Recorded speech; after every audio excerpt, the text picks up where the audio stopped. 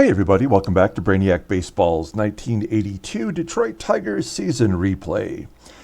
Today we are going to take a look at our September call-ups for the Tigers as we just wrapped up the month of August, and we're going to see which Tigers have been called up for the stretch run. We have 26 games to go, and after we take a look at the call-ups, we're going to take a look at the standings and then a quick look at the league leaders, okay? So let's go ahead and get right to the Tigers roster here real quick. We're going to take a look at the lineup. And so we just suffered a minor injury as to who the player is, but for a long period of time. And what I like to do is I feel like a 40-man roster, as of like nowadays, they don't really need 40 men. I think they just give them 5 that they rotate, right? And so what I like to do is I like to just call up the players that I think are going to actually help us. Offensively, we don't have much to work with. Marty Castillo, he's the Marty party. We like to bring him up and give him a shot. Dwight Lowry has never played in the majors. Actually had a better season at AAA than Marty Castillo did, so we're gonna bring him up, and then we're gonna bring up Jody Reed, who is in his 3rd season after being drafted by the Tigers, and he absolutely killed it in the minors. We actually promoted him from single A to double A, and he only got better. Look at that; he had 38 doubles and 7 triples. Not a home run hitter, obviously. His power is only 54. But he batted .312 at Double A. And I don't like to really start their contract, their Major League service time. I don't like to start that unless I'm actually going to use them and they're going to be beneficial. And so we're going to move Jody Reed and give him a major league deal at this point. Pardon me. And so I do plan on using him, especially with Trammell being out for 12 more days and Lou Whitaker really struggling at second base offensively against right-handers. So we may as well give somebody else a shot at that. And then I filled out our roster, our bench, with the injured players so that we're not giving major league contracts to any of these guys. All of them are kind of schlubs anyway, with the exception of Barry Larkin. And Roberto Kelly is, I think, our number 2 top prospect. I guess he's number 1 now. So, I don't want to give that roster spot to Roberto Kelly this early. I think he's only 18 years old. So, that's what we're going to go with. The other thing of interest to point out is that Vicky Hatcher, who is struggling right now, only needs 11 RBI to make 100, which would be quite an accomplishment for a guy getting everyday play for the first time in his career. Let's take a look at the pitchers. This is a little bit easier. We pulled back up Roger Weaver and Cappy, who got called into action, and we had like 4 relievers who were listed as tired. So we sent them down to give them a break. Dave Rucker's numbers were over 323 right now. The great thing is we have all these great pitchers to choose from, including starting pitchers who started the year off in our rotation.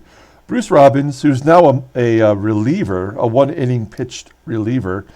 We have Jerry Uger, welcome back. We have Dave Patterson, Brian Kelly, who we just saw, who struggled in one of his 2 outings in his most recent call-up. We have Rick Aponte and Paul Gibson, who are going to get a little bit of PT.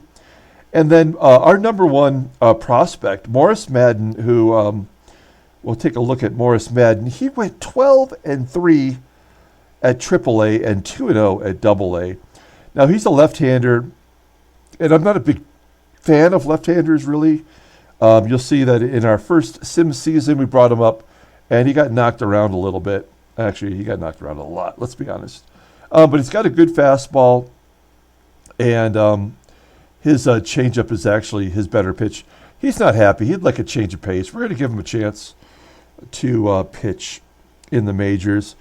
And then you have the rest of these pitchers who, unfortunately, with a 40-man roster, you have to fill them out with somebody. So, so they're still getting minor league pay, which is good. Dave Gumpert is not. So all of these guys are getting minor league pay. And I can promise you we will not be using any of them, regardless of Doug Drabek getting called up the year he was drafted by Kansas City. Okay, so anyway, I just wanted to show you what we have going down the stretch here for the last 26 games of the season. Our rotation is going to stay the same. It's the best we got. Tom Filer's been real solid for us, so he's going to get that 5th spot, and we'll play it by ear. Okay, let's take a look at the standings real quick. Here's our standings. Detroit is tied with New York, although New York is percentage points ahead, but we have more wins, which is why we've leapt ahead of them. So there's a 1-game difference there. And Boston is making a run. I mean, they're 7 games back. Their power ranking is number 1 overall. So they are on a tear. Baltimore is within 10 games. I think their season is pretty much done. They suffered a lot of injuries like we have, but they suffered their injuries on their pitching staff, which is already depleted. Take a look at the West. Minnesota is eliminated. They are the first team in the AL to be wiped off the board. So they can practice. They can start planning for a vacation. Seattle, 6-game lead over Kansas City. Both of those teams are not playing great and have kind of opened the door for the White Sox, who 9.5 games back. It's a tall order, but they might make it. They could. Let's take a look at the National League. This is where things get really interesting because the East, every day, they have a different leader. New York was just in the lead.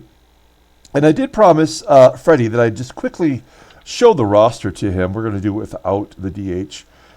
And here's how they look. Look at this. They have 3 20-home run hitters, including Jose Moreno, who is a rookie, and Mookie, who is really getting his first everyday PT. Dave Parker listed as tired. He came over here in a trade earlier this season, took over the job from Joel Youngblood, who was leading the the national. Sorry, guys, leading the National League in RBI. Not RBIs. I'm sorry, in home runs at the time. Now he's back on the roster, so good for him. Maybe he'll get to see some stretch PT.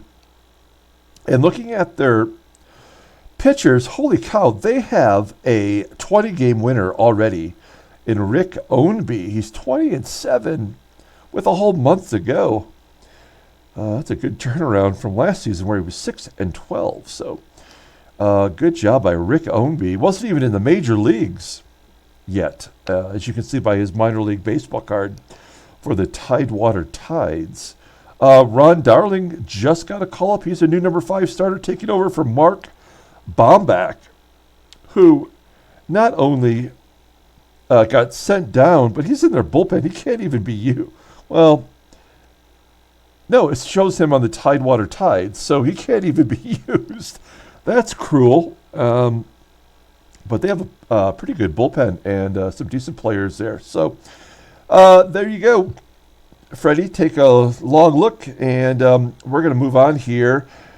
Cincinnati, best record in baseball. Atlanta's been eliminated, and it won't be long before the rest of these guys get shaded to gray.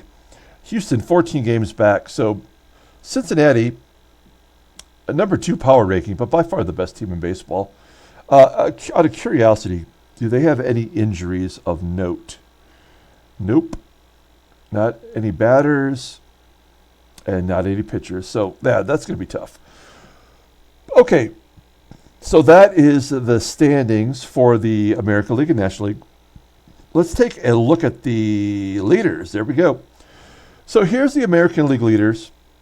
We'll take a bigger look here at the top 25. And as you probably know, we were really concerned. I was really concerned that George Brett was going to bat 400 this year. He was batting 400 into July. And finally his averages come back down to a realistic number, as has all of the Kansas City Royals, who early on were just crushing it.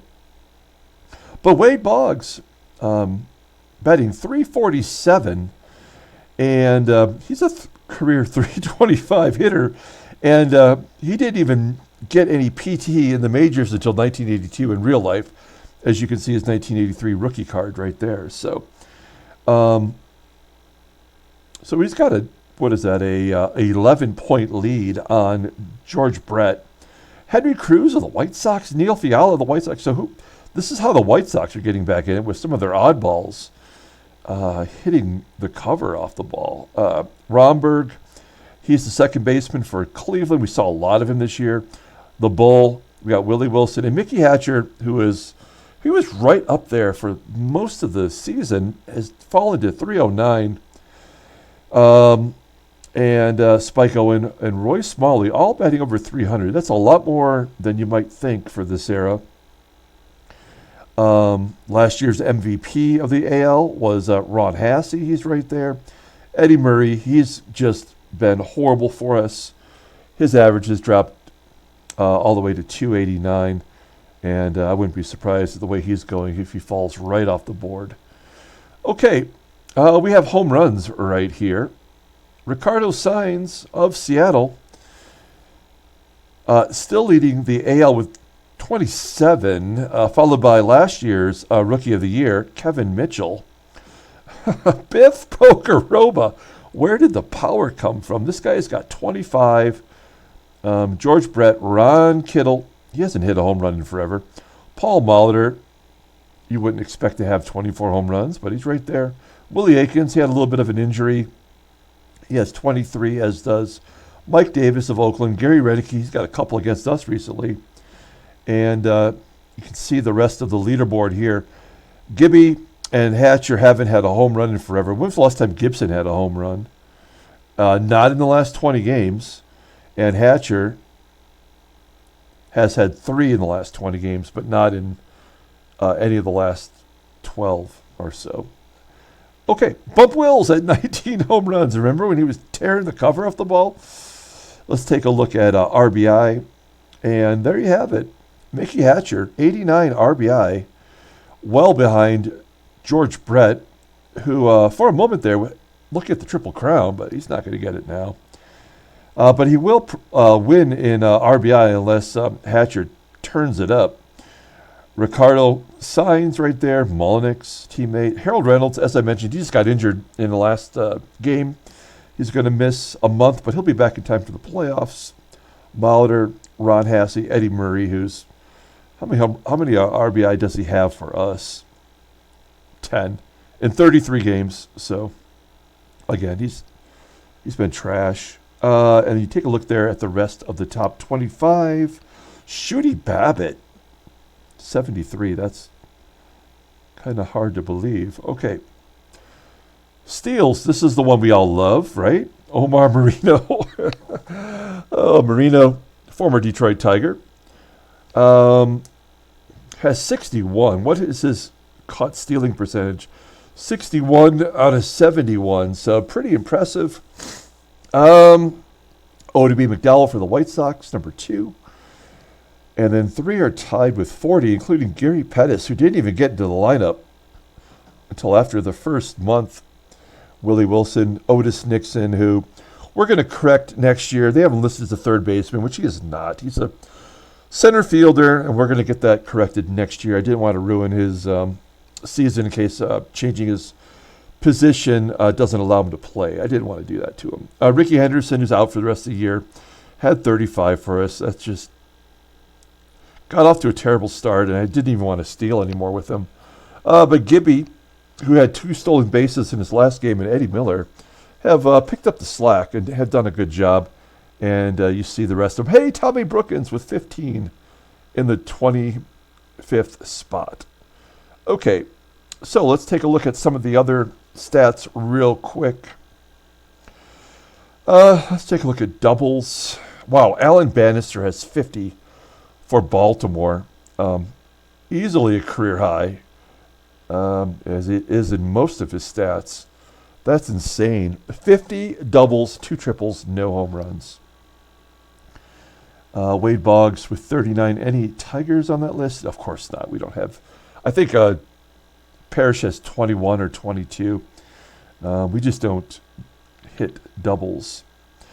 Grounding into double play, out of curiosity, Buddy Bell, 28. Eddie Murray, not most of those with us. And no Lance Parrish. That's incredible. Fielding average for third baseman. Yeah, he's not even on the list. Vicky Hatcher.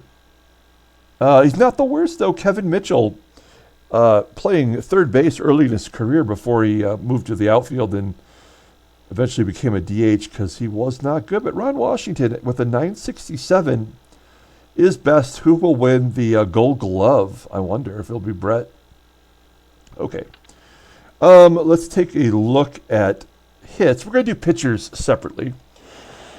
Vicky Hatcher, he was number 2 for a while there, behind George Brett, but he's dropped off with his batting average plummeting.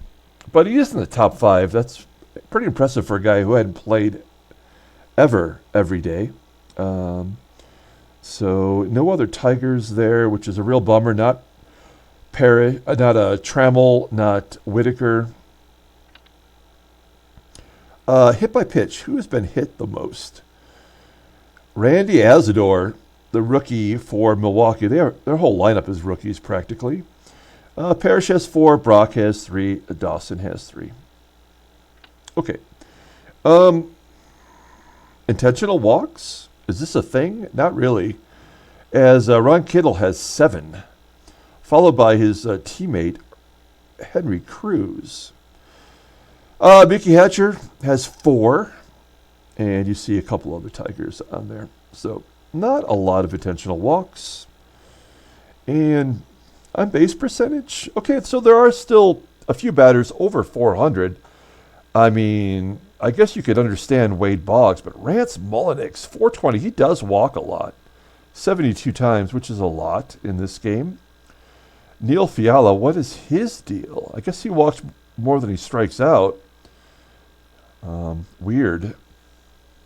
And the Bull, Ricky Henderson, I don't know, is he going to qualify? 7, no, he's not. He's actually going to not qualify because of his injury. So he will just completely go off the board. Eddie Murray has walked 16 times and no intentional walks. So that just tells you how disrespected he is, or properly respected, I suppose. Outfield assists. 12 for Lee Mazzilli. Nicely done. He will definitely win another Gold Glove in center field. Jim Rice has a terrible arm, so I think people are just, same with Otto Valiz. I think people, and Luzinski. So these are outfielders who people are just running on because they can. Ricky made the list with 5, but not likely to hold on. Okay, moving along. OPS, let's take a look real quick. Yeah, Rance Mulliniks leading in OPS. Come on, that's doesn't make any sense. And let's see here. RBI. we already saw that. My bad. Runners thrown out by the catcher. So Lance has 35, but Brian Harper has the most, and he has the worst arm, 78. So that's probably why he's thrown out the most, because people are running on him like crazy. Lance Parrish has an 84 arm. Probably should have about a 90. Bobby Ramos has 7. So there you go, folks. Runs scored. Well, Lou's got 75. We're not going to get anyone close to 100. We've just been rotating the top 3 spots in our lineup, trying to figure something out. Sacrifice hits. We know this is Marky Wags. He's got 11. He's way ahead of everybody else. Probably one of the more productive players on the team this year. Definitely an unsung hero. Okay. Sack flies. Eddie Murray has 9, but George Brett's got 10. Vicky Hatcher was 6. Andre Dawson was 7. Yeah, Dawson is kind of clutch in those situations. I don't care about slugging. We saw steals. Who struck out the most? Is it Paschall? Yeah, it's Paschall, but only by 1 over Dennis Worth. So a little sophomore slump maybe for Kevin Mitchell at 110. Lance Parrish, he'll probably get to 100. Kirk Gibson might get to 100. He's probably not going to play much versus left-handers, so I guess it depends on the matchup. What else we got here? Triples. Let's see who's got the triples. Wow, hardly anybody in the AL. That might be because of the stadium effects that I altered for every team. But you'll see they have a tie of 5 people with 6. Walks. Carl Paschall. He's a 3 true outcome guy. Henderson maybe had a chance to lead in walks if he hadn't been injured. So we have to give Ricky Henderson credit for finding a way to get on base. He's just been disappointing all around. Okay, so that's going to do it for pitchers. For hitters, let's take a look at pitchers real quick. We're going to go just down the list. Complete games. Alan Ramirez, Roger Slagle, and that son of a bitch, Frank Tanana, all have 8. Is Tanana back for being injured? No, he's got 4 more days, and he's coming back. No Tigers, of course. Okay. ERA. Yeah, Roy Branch, who we just beat in the last game yesterday. We've learned how to beat this team. I mean, their pitchers are great. We got to play small ball against them. And that's what we did against Roy Branch. And we scored, I think, 4 runs against him. So Rosie hanging in there at a 3.47 ERA. And Morris down the list with a 4.20 ERA. He's won 2 in a row, so maybe he's turning it around, which would be perfect timing. Okay. Games pitch. This is all Detroit. Ha! There you go. Top 5 are all Detroit Tigers. And Dennis Eckersley, the first non-Tiger. Now that we have our full roster of bullpen pitchers, these guys will probably get maybe like 70 to 75 maximum. So we've turned that around. Hopefully they'll stay productive. Ground and double plays induced. Rosie's got 28. He's a ground ball pitcher. So good job by him. Okay. Who's hit the most batters? Jaime Kokenauer has hit 10. Morris has hit 5. Okay. Home runs allowed. Yeah, I knew we were going to have a couple on there. Rosie with 23 and Jack Morse is 22, which is less than half of Larry McCall, who's given up 48 home runs. And he's 9-17. That is incredible.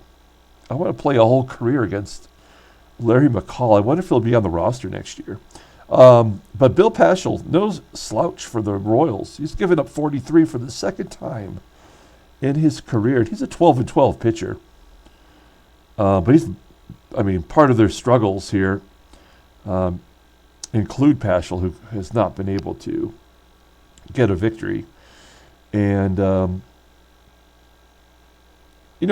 a lot of these pitchers are pitchers who are just in parts of 4-man rotations. They're going to give up more home runs naturally. Innings pitched. No Tigers on this list. You might think Blyleven would be, but he was also in the National League, so he wouldn't qualify. But Roger Slagle and Richard Dotson, Stefan Weaver, Mark Langston and Alan Ramirez, all right there, including John Matlack. So, no weird names on there. Rob Dreslough, who lost 22 games 2 seasons ago, our first Sim season. Looks like he's improved. Let's take a look at... I don't really care about any of that. Quality starts. Yeah, Dave Rosemore. Not Jack, that's for sure. He had that horrible stretch where he didn't get a win for 2 months. But Dave Rose was there with Stefan Weaver being the leader. Okay, quality start percentage. We don't care about that. Saves. Here we go. Kurt Kaufman of the Yankees with 30, even though they have Goose Gossage as well. They go to Kurt Kaufman. Getting the job done, though. Roger Weaver has 18. Dave Rucker has 14, but I don't think we're going to put him in any more save situations. He is not doing well. He's given up runs in 3 of the last 4 appearances. So, all right. So there's a list of saves. Yeah, okay. And then shutouts. Roy Branch, he shut us out. He had 3 shutouts in a row. So he's got 5 on the season. Frank Tanana, even despite being injured, is right there with 5. Hey, Tom Filer, good job, buddy. And let's see what else we got here. Starts. Well, yeah, this is all realistic, right? I mean, even if you're in a 4-man rotation, some of these pitchers are only going to get maybe 5 more starts. So 36 starts is fair for this era. No Tigers, because we stick to 5 religiously. So here is strikeouts pitched. Yeah, Mark Langston, he'll go over 200 with his next start. He's going to be the only one. Jack Morris, he had that 12 strikeout performance and then really hasn't done very well otherwise. And strikeout's not a big thing here in the AL. Let's take a look at wins. Mark Langston, 18 wins. He might get to 20. He's going to be the only one, though, unless somebody gets really hot, either Alan Ramirez or Dennis Leonard, who he had 14 wins at the All-Star break. And, right? No, he had 13 wins at the All-Star break, and he's won 2 games since then, again, with the Royals just being terrible in general. Okay, so that's going to do it for the American League. Let's just take 1 second to look at the National League top leaders here in the main categories. Broderick Perkins batting .341. I saw this stat the other day.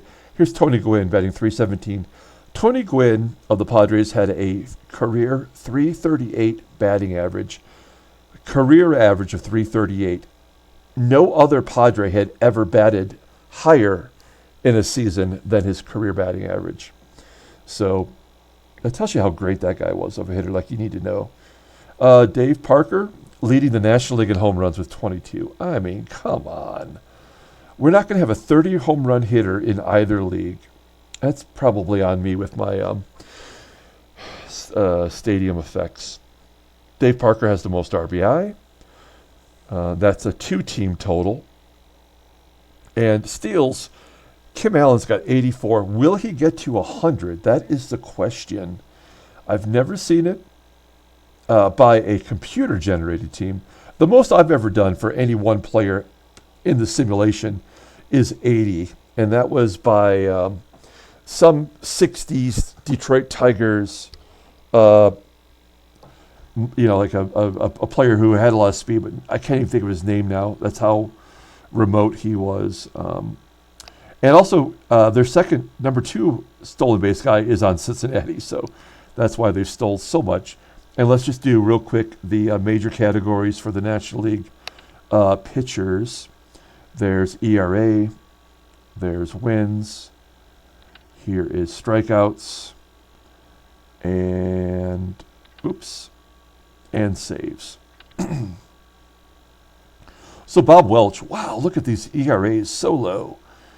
Bob Welch has a 2.14 ERA. Rick Ownby has 20, and Bob Welch has 19. They could have maybe four pitchers get to 20 wins. That's amazing. They've got 5 starts to go. Nolan Ryan right there as well. Strikeouts pitched. J.R. Richard already over 200. You got to think Nolan Ryan's going to get there, right? With 29 starts. And saves Mark Littell of St. Louis with 27. So, okay, that's going to do it, guys. I hope that was informative. I hope you thought it was interesting. We have the stretch run of 26 games. We have one more against the Mariners, and we get a day off, thank goodness, to rest up as we go to Comiskey for the White Sox. And then we got to face the Mariners 6 more times. We have 3 games against the Royals, who are, again, struggling. White Sox are good. A's are not good. Rangers are bad. So a lot of teams are going to be coming for us. We need to hang on. I would love to make the playoffs. I think that would be a lot of fun. I might do every game live if we make the playoffs. That's something I'm considering. But I guess we'll see how it goes first and foremost. We got to get there first. So that's going to do it for tonight. Thanks for watching. And until tomorrow, everyone, have a great night.